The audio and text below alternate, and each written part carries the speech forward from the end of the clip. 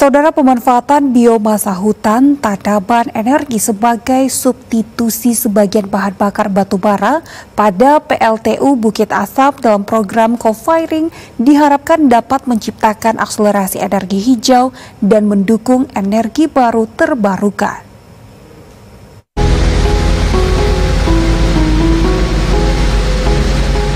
PLTU Bukit Asam terus melakukan transformasi penggunaan energi baru terbarukan. Salah satunya melalui penggunaan sodas, biomasa dari limbah industri kayu yang dicampur dengan batu bara sebagai energi penggerak utama.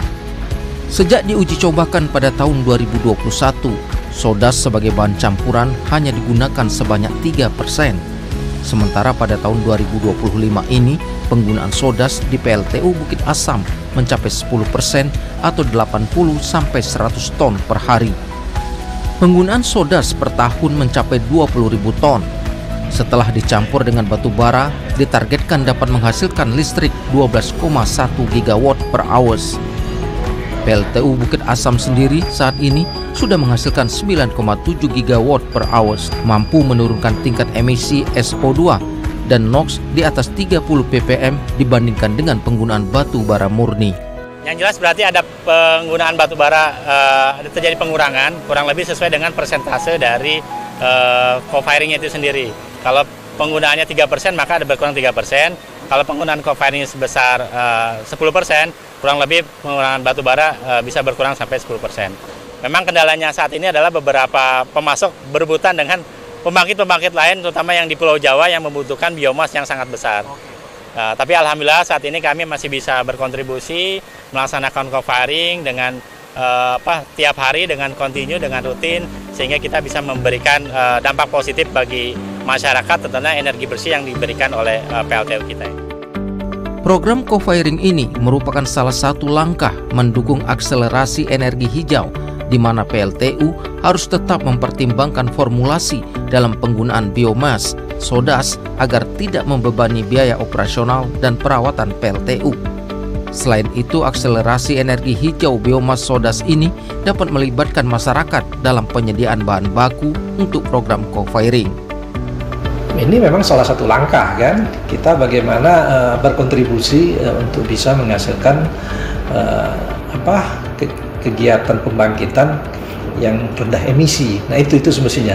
Jadi energi hijau itu semestinya energi yang berorientasi untuk benar-benar berorientasi terhadap keberlangsungan terhadap lingkungan Jadi peduli lingkungan ini yang akan ditonjolkan semesti itu Nah kalau kita lihat semestinya salah satunya ini seberapa besar energi yang digunakan saat ini kontribusinya terhadap emisi. Nah nanti pembandingnya itu apabila menggunakan co-firing ini kan, kalau nanti ini bisa berhasil maksud saya, sehingga ini menjadi bagian dalam rangka konservasi batu bara.